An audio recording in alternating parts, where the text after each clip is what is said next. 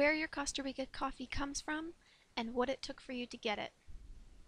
Some people around the world rely on a cup of coffee to make it through their day. In Costa Rica, some people rely on that cup of coffee to make it from day to day.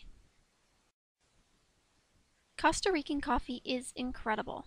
Arguably one of the best coffees in the world, it is no surprise that some of the biggest brewers, including Starbucks and Tim Hortons, opt for Tico beans. If you are a coffee drinker, you likely savor the flavor, know the exact blend that is right for you, and have your drink preparation guidelines nailed down.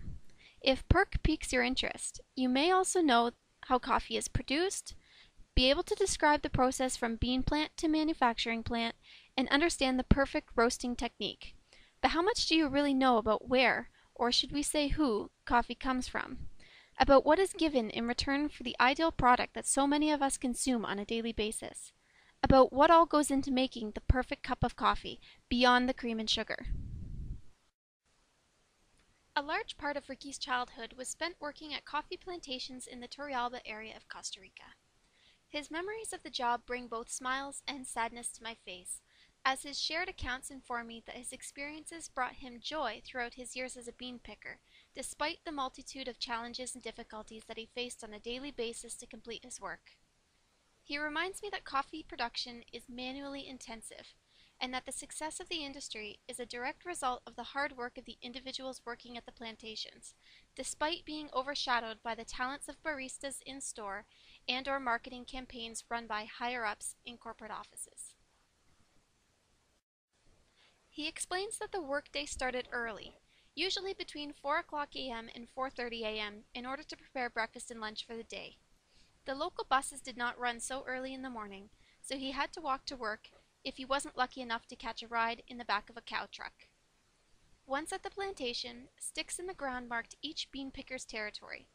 The coffee plantations were divided into long columns that ran from the roadside up to the top of the plantation hill. Each section's incline from the road up was a steep one, given that coffee plants are best grown on a slope. Beginning his hike, Ricky would make his way up the column looking for the perfect spot to stash his lunch and the coffee bags that were provided to him by the plantation manager. Poro trees were ideal.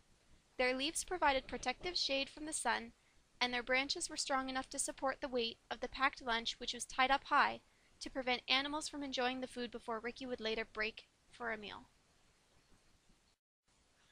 With his lunch in place and empty coffee bags hidden nearby, Ricky would spend the day climbing up and down the side of the plantation in search of red and yellow coffee beans.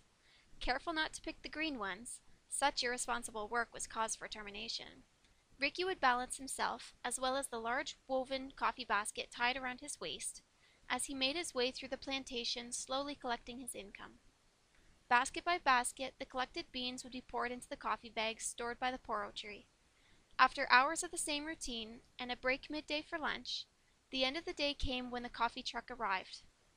Bean pickers lined up for their turn to dump their coffee bags into cajuelas, which measured the total amount of beans collected. As Ricky recalls, the payment per cajuela was 50 colones, approximately 10 cents. On a good day, when anywhere between 12 and 16 cajuelas were filled, bean pickers would go home with $1.20 to $1.60 in their pockets. Nowadays, the going rate for a cajuela is closer to $2. However, despite the 20 times increase over the last 20 years or so, it is still difficult to believe that a day of hard work is currently valued between $24 and $32. Perhaps the most unsettling part of it all is the lack of work security that the employment offers. Jobs at the coffee plantations are seasonal, and since the coffee season typically lasts between 3 and 4 months a year, depending on the plantation's exact location and the weather the area receives, bean pickers are only guaranteed to work for a few months at a time.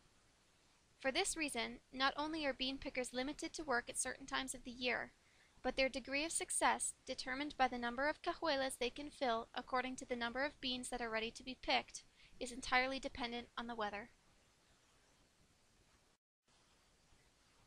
Payment, or lack thereof, aside, plantation workers face countless other challenges.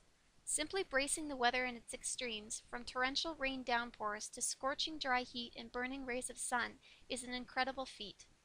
Work conditions are uncomfortable and strenuous on the body, including standing on an incline and decline throughout the day, carrying large and heavy baskets and bags, reaching up high and bending down low to access plants, occasionally getting poked in the face by a branch or hitting a knee on a rock when kneeling down, going home with sore, cut fingers completely raw from picking beans all day.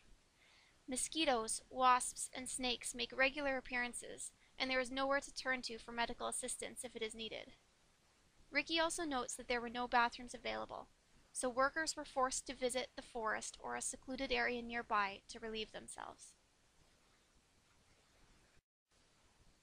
I snapped the above photo of Ricky a few years ago when we were driving through the Turrialba area. We visited the exact same location that the first photo posted above was taken at so many years ago.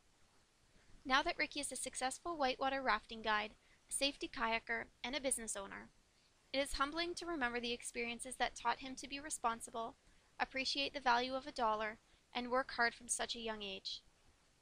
One thing that will never change is his ability to see the silver lining in everything.